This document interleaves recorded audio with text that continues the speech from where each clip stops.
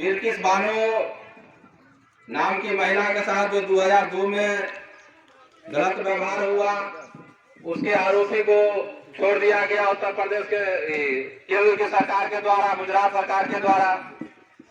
कहने का मतलब ये है कि अगर आप पिछड़ा वर्ग से हैं, अति पिछड़ा वर्ग से हैं, गरीब तबका से हैं, तो आप अगर छोटा भी अपराध अगर आपसे हो गया तो आपका जमानत भी नहीं होगा। और बीजेपी के सरकार में जो रेपिस्ट है, रेप का आरोपी है, उसको भी सजा से पहले ही छोड़ दिया जाता है। और कहते हैं मोदी जी बेटी बचाओ और बेटी पढ़ाओ। तो क्या बिल्किस बानो इस देश की बच्ची नहीं थी? बिल्किस बानो इस देश का नागरिक नहीं थी जिसके आरोपी को समय सजा होने से पूर्व छोड़ दिया जाता है और छूटने के बाद बीजेपी के नेता उसको जाकर के माला पहनाने का काम करते हैं। तो हमारे मोदी जी बोलते बड़े बड़े हैं, लेकिन उनसे काम में फिसड्डी साबित हो रहे हैं। जब से देश के सत्ता में आए हैं, हमारा देश कुपोषण का शिकार होते जा रहा है। ग्लोबल हंगर इंडेक्स जो विश्व भूख सूचकांक है, उसके द्वारा रिपोर्ट आया है कि भारत में जो भूखमरी बहुत ज्यादा बढ़ गया है। और भूखमरी इतना बढ़ गया है कि भारत के लोग नेपाल, बांग्लादेश और पाकिस्तान से भी निचले पायदान पर हैं। कहने का मतलब कि नेपाल से भी ज्यादा कुपोषित बच्चा और जो भूखमरी है हमारे यहाँ ज्यादा है। मोदी जी खाली 56 घूमते रहते हैं, 5600 करोड़ के हेलीकॉप्टर में, 8000 करोड़ के हेलीकॉप्टर में इधर उधर जाते रहते हैं, लाखों करोड़ का सूट पहनते हैं और उनको लगता है कि हम 9 लाख का सूट पहन लिए तो यही देश का विकास हो गया। अब कहने को कहे कि हम 2 करोड़ रोजगार देंगे, और जब युवाओं ने रोजगार की मांग किया तो कहा कि भाई तुम लोग जा करके पकौड़ा तलो।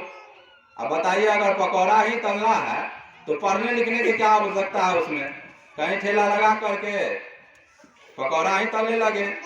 लेकिन एक तरफ कहते हैं सरकार, चाहे केंद्र की सरकार हो चाहे राज्य की सरकार हो, कि अपने बच्चे को शिक्षित कीजिए, पढ़ाइए लिखाइए। जब आपका बच्चा शिक्षित होगा, अपने हक अधिकार को जानेगा, देश का तरक्की होगा। लेकिन जब वही बच्चा पढ़ लिख करके नौकरी की मांग करने लगता है तो मोदी जी कह देते हैं कि जाओ पकौड़ा तलो। और सब युवा अगर पढ़ लिख कर निकले और कॉलेज से आप पकौड़ा ही तलने लगे तो मोदी जी जापान से, अमेरिका, यूरोप और इंग्लैंड से लाएंगे लोगों को यहाँ पकौड़ा खिलाने के लिए। अपना हवाई जहाज जो है 900 करोड़ का, 9000 करोड़ का उनको मिला हुआ है करने के लिए।